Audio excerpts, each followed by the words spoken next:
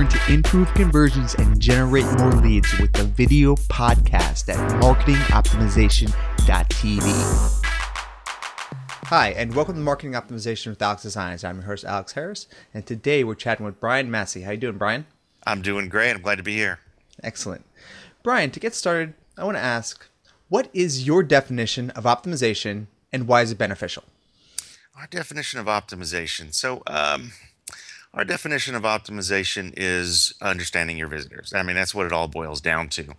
You're doing tests to increase revenue or to increase leads, but ultimately you're only doing that because you're getting to know what your visitors like and prefer better and better. With every test you learn something. People are fond of saying that even losing tests or inconclusive tests teach you something about your visitors. Of course, here we much prefer the winners because they deliver the insights with some nice revenue on the side. Now, you run a company, Conversion Sciences, and you work with a lot of clients, and you also post a lot of great content. Tell us a little bit about your company. How did you guys get started, and what you do in the conversion space? Boy, we've been doing this for a long time. So I founded the company in 2007, I'm a computer programmer. That out of college, I went into sales, technical sales. I sold semiconductors. I was a corporate marketer for periods of time. And so I can really relate to some of the marketers in your audience who are struggling with the people making decisions or guiding decisions or setting budgets and trying to get some of this conversion stuff on the plate. And then this is the second business that I've started. So I don't know what you do when you take a programmer with sales and corporate marketing experience who has a preference for starting his own business. I don't know what else you do other than become a conversion scientist. One of our mottos is that we want to use rigorous creativity. So that implies that we're still marketing to humans, and we're having to be creative in that effort, but we need to add some discipline and rigor to that, and that's really where the science comes in. So it was a very natural fit. Now, conversion science has its own framework. Tell us a little bit about your strategy, about how you do your conversion optimization. Sure. So yes, conversion science is based on the scientific method. And for those of you that aren't familiar with scientific method, the broader steps of that very quickly. The first thing you're doing is you're evaluating what data you have, what information you have, and you're coming up with ideas, guesstimates. Honestly, in a corporate marketing environment like your audience might be working in, a lot of those come from executives who have an idea, from people on the team who think, what if we tried? But that's okay. Those are less evaluated, but that's okay. You can put that into the idea pile, and we call those hypotheses. The next thing you want to do is you want to say, all right, what are we trying to accomplish with this hypothesis? This becomes your test output. And then you say, what could we do to test this hypothesis? And there's a little twist in here because you want to test only that hypothesis. So if you have 5 ideas, you can't really put 5 changes on the page, test it, and understand what really made the difference. So evaluate, develop hypotheses, design a test, execute the test, and then you evaluate what came out on the other end. The tools that are on the market, and we use third-party tools, the Optimizely's, Convert.com, visual website optimizers of the world, Test and Target for enterprise. They will do the math for you and do the homework for you of making sure your tests are getting to what we call statistical significance. And at that point, you have a basis in science for whatever happened in the test. Right. Does that make sense? Yeah, absolutely. Let's talk about some of that software that you use. If people are using the software already to test, or they've been doing it for a while, what would be some overall tips you would use to get the best out of it?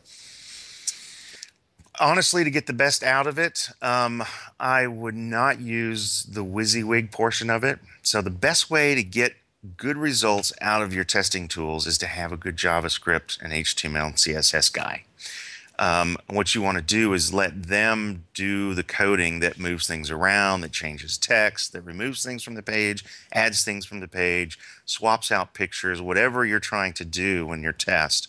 If you can have somebody who can program that for you, you're going to have much better results because the WYSIWYG can break on different platforms, different browsers. And we have a test lab here that's got a little bit of just about everything. We can test almost any platform that our clients see a strong revenue traffic stream from. So that would be my first one. My second one would be to take the time to do the QA. Go ahead and even if you're running around to people saying, can you do this on your iPhone? Does anybody have an old iPad?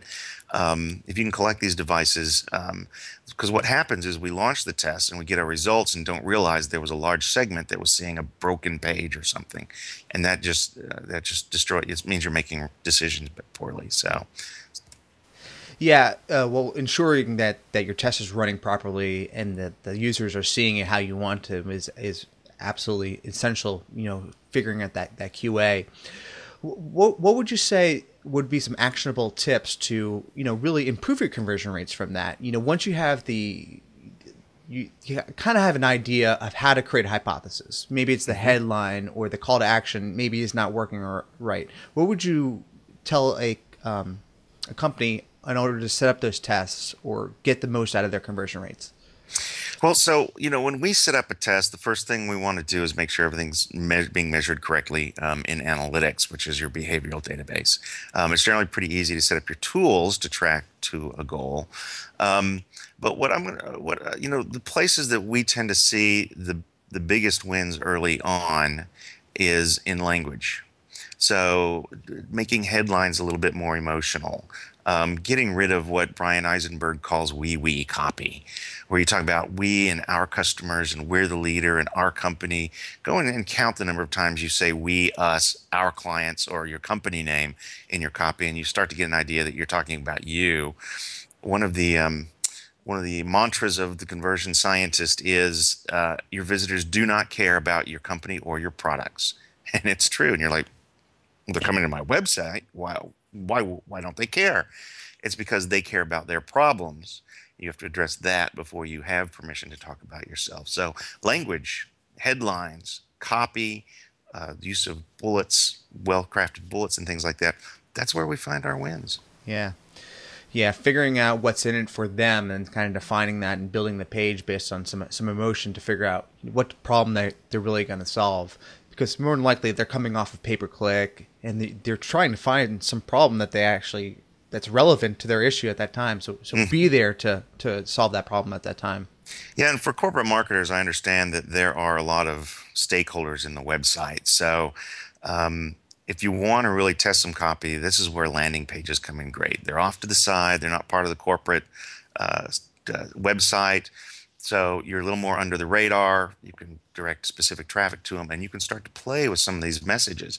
Things that you learn in your tests, you can take over to your other marketing. So if you find a big win with a message on a landing page, consider testing that in your email. Find a way to get that into the corporate site and see if you can get more people taking action on the corporate site.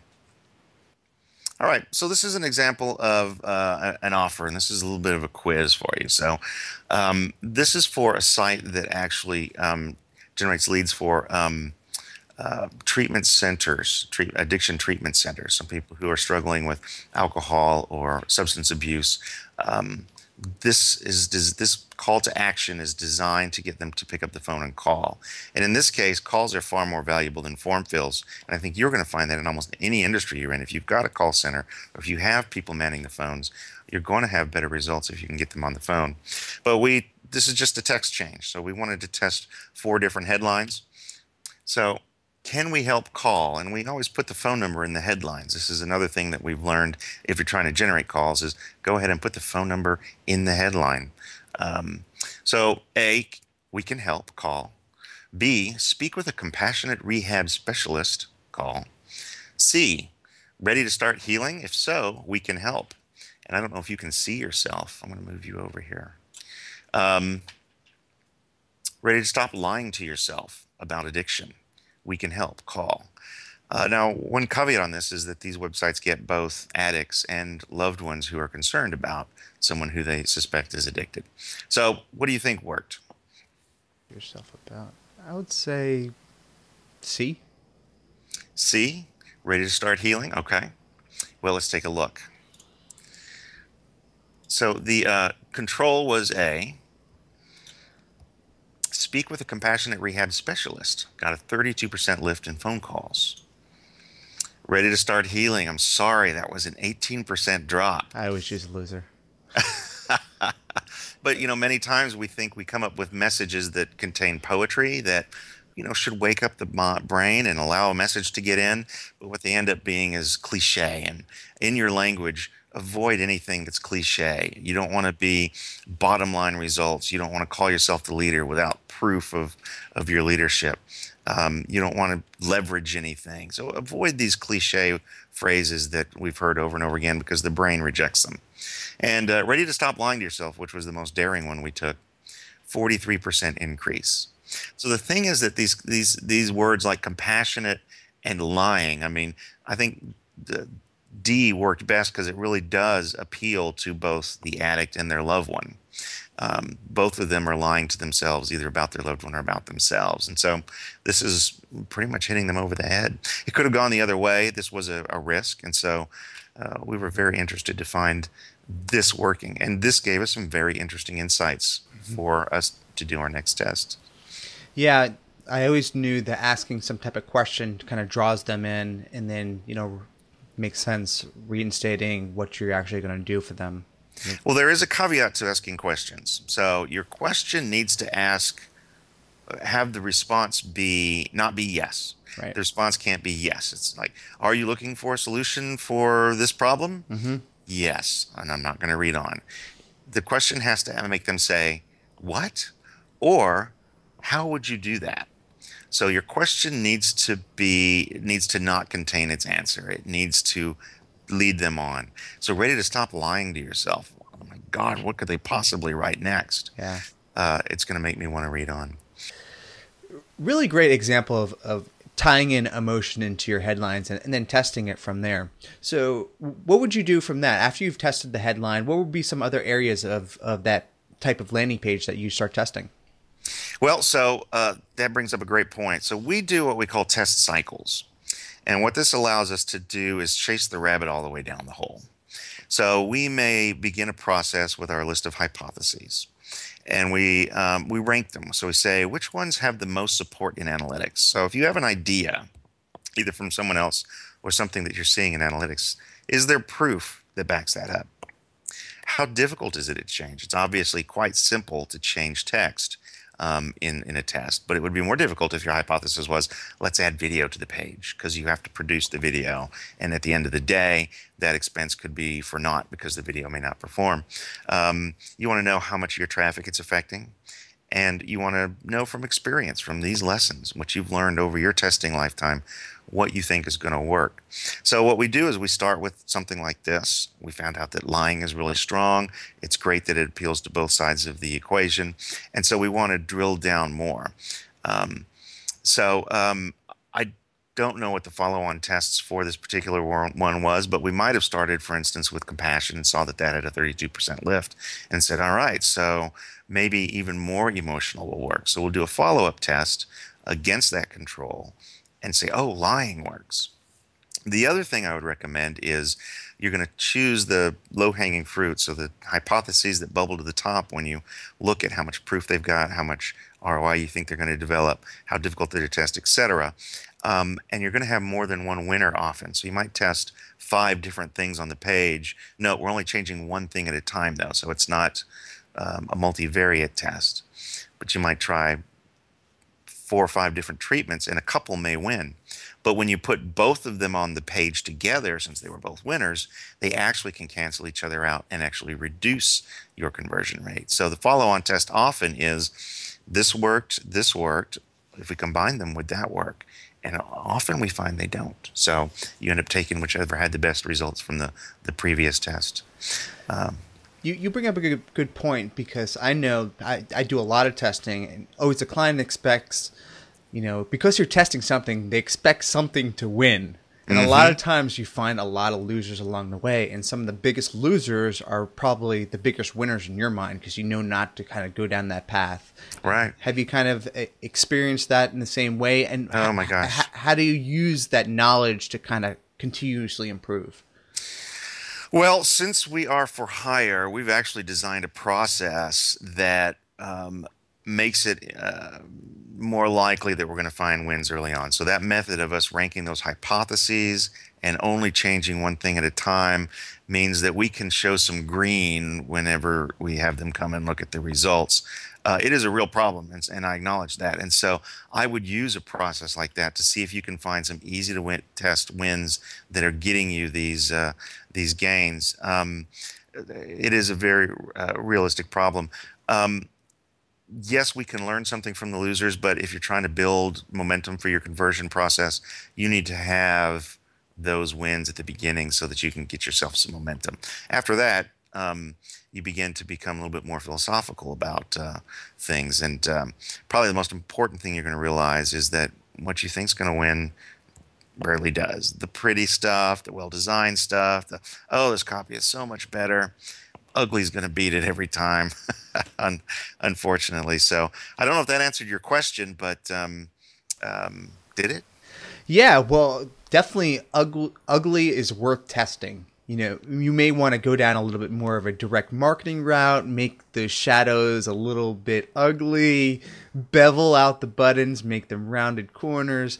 Try some things that may not necessarily go into pretty web standards. Right. And, you know, the thing is that even if ugly wins and you say, well, we want to go with pretty because that's the presence we want in the market, at least you know what you're paying for that, essentially image and branding marketing. You've chosen something that converts less but makes you look better, and you can say, well, it was a 15% drop in conversion, multiply that over a year, and you know what you paid for that. So. Yeah. So you also talked about ensuring that you're testing in the right places, the right pages with the right, the most amount of opportunity, so you're not leaving a lot of money on the table. Is it just basically trying to figure out the top areas where they're spending the most money on their pay-per-click ads and driving the most landing pages? Is that where you're kind of figuring out where to test properly? Well, so in the analytics will tell us almost all that we want to know about this. So there's a number of different ways to approach it. You can start at the end and say, well, if I can get my checkout process, my shopping cart, or my registration process working, any traffic I send to that is going to convert at a higher level. The truth is that you may not have enough going on there to test, or that you know that the traffic is going to change. So as you begin testing upstream and driving different kinds of people to that experience, your numbers are going to change, and so you're going to want to test that again. But we go and look at analytics. We look at the entry pages, obviously, are very important. Google Analytics has a fantastic visitor flow that will show you where the main streams of visits are, where they're coming from, where they're going, how far in they're going, and you can start to look for pages that have the red waterfall, which is the drop-off. Go in and look at those pages, see if they do have a high exit percentage. If you're running an e-commerce site, you can look at things like the dollar index, which tells you how many dollars that page is contributing to your bottom line. These are all just clues, and then go and look at the page and say, what could be happening on this page that's causing people to drop off? We're a big fan of Crazy Egg and ClickTail, the click heat maps, click tracking software. There are other solutions out there. Those are the ones we've enjoyed using, and we insist every one of our customers install those, because then you can look at the page and see where people are clicking. We just had a very fascinating result where a page wasn't converting for a university, and the form had name, rank, and serial number, and it had a drop down for what your specialization was. What kind of program were you interested in? Well, we were like, what's going on here? We went into Crazy Egg, looked at our heat maps, and we saw people were clicking on that specialization drop down. They were using it for information. They weren't filling out the form. There was just a whole lot of people clicking on this specialization. So we said, well, let's put that in the page as part of the content and get that to drive them to a call to action. It was an amazing win. So that's something we would not have seen in analytics. We would have only seen through one of these click tracking solutions. Yeah, I use click tracking all the time, and it really is obvious once you start to look at where they're clicking, how far they're scrolling down the page, and then you can really understand the user experience to optimize from there, and along with ClickTail to figure out where their mouse is actually going as well. Great, Yeah, great you tools. say obvious, and I think one of the problems is that people open those pages and look at them in a vacuum rather than starting with analytics, finding problem pages, and then going where they're trying to use the information to solve a problem. If you've got a whole bunch of bubbles on there, it looks like maybe a weather forecast. It's hard to know really how you distinguish one from the other. Yep. But if you're using it in support of a hypothesis for more Mm-hmm. proof, it's a fantastic tool. Yeah, it's the key to always have some type of goal in mind, and creating that hypothesis is you're creating a bunch of assumptions to figure out, what the end goal is may result in. Can you tell us a little bit about your best tips when you're creating that hypothesis? Best tips for creating the hypothesis. I think it's important if you have a good ranking process, like the one I described, not to edit yourself. Go ahead and throw everything in there. Do it in a spreadsheet. You don't have to put too much in there, but you have a column for kind of what category it's in. And there's really 5 categories that we lump hypotheses in. And the reason is for the rabbit hole. So if we find that trust is an issue in a test, we can look at our next trust-oriented hypotheses and maybe bring that into the test cycle. So trust, as I said, is one of them. How much proof and social proof have you got on the page? The language and messaging. Do we think that your value propositions are huge? I should definitely throw this in here. If you don't have the right value proposition on the page, then you are already starting way back in the pack in terms of conversion rate. So getting the language right. Is there something wrong with the layout? Forms below the fold, an image taking up too much space, rotating headers. Left to their own devices, they typically reduce conversion rates. Although we figured out how to make rotating headers beat static. Where was I? Trust and proof, messaging layout, and credibility. So social proof and credibility are the 2 other areas that we look at. If it falls into one of those 5 things, you'll put that on your spreadsheet, list your hypothesis, and then just do a weighting. Says there's a lot of proof for this, not a lot of proof. We do a 1 to 5 scale for each of those components, and so even on a long list, the things that are most likely to start, the best to start testing with, will bubble to the top. Can you give us a little brief overview of what you learned when testing that slider test, on how to maybe improve it for blogs or e-commerce? I'll spill the beans right here. So we've done it on multiple pages now on 3 different sites. And so what we do is we do a test where we take each of the slides and we test them as static images. Mm-hmm. We find out which of those static images perform the best. Mm-hmm. And then we put those static images back and slide them in that order. So the first one is always the winner on the static test. The second one was in second place, and so on. Rank them that way. At least we know that we're getting the most important message to the audience out first, maybe second, and we are able to beat any one of the static images with that. So there's, the slider presents motion. Our brains believe motion is either something we can eat or something that's going to eat us. So we have to look, and if the right messages are there at the time, then it can win. That is certainly brilliant, I must say, because testing them individually and then organizing them in the order based on conversion rate. The key tip right there. That is excellent advice to try for yourself. Don't tell anybody though. That's that's kind of proprietary stuff on our part. Absolutely. Well, let's roll right into it.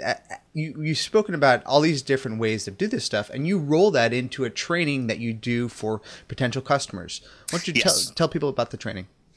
So what we want to do is, for those folks that aren't in a position yet, don't have the budget yet to hire guys in lab coats to come in and do this for them, we want to go ahead and spill the beans on how we do it.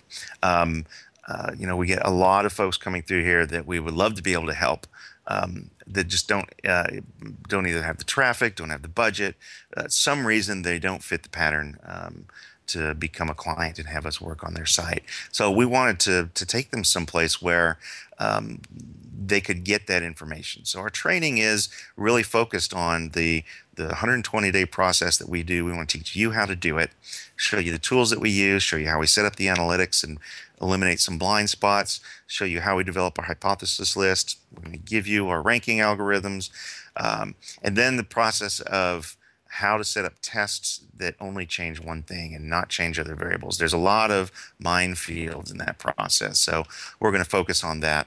And what we want to do that is we're going to do that in a small group, a relatively small group, non-competing companies, combine the training with weekly calls where we go through and answer specific questions on each of those things. So I think it'll be an intimate and helpful group. If you're serious about bringing conversion into your business, I can't imagine that there's going to be a better solution. And we like to have fun. We do drawings. We don't want to just give you words and bullets. We just don't think it's a good training mode, and we've learned that from our testing as well. So if you are interested, we are going to start forming the next group very soon, and I can provide a link that you can go and sign up, even if you just want information at this point, and perhaps join one of these groups that are going to become the next front of testers on the web, and the next set of websites, by the way, that are going to get better for all of us. So you go to http://conversci.com/quick-wins. That will get you to a page where you can give us your email address, and we'll let you know when we're ready. Awesome.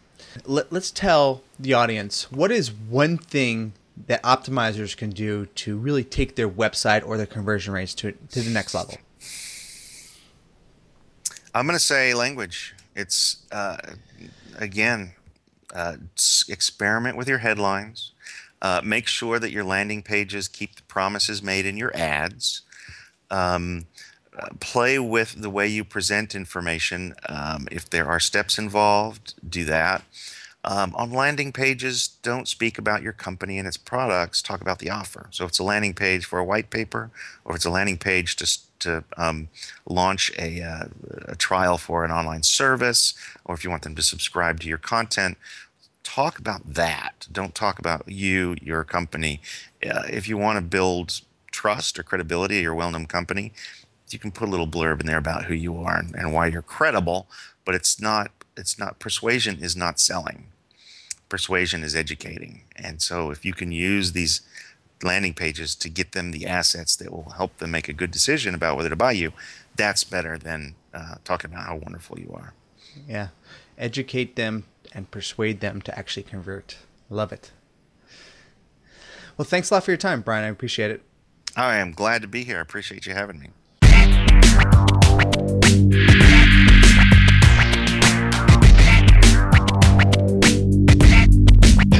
Thank you for watching the Marketing Optimization Podcast with AlexDesigns. Please remember to subscribe to all of the videos in my YouTube channel.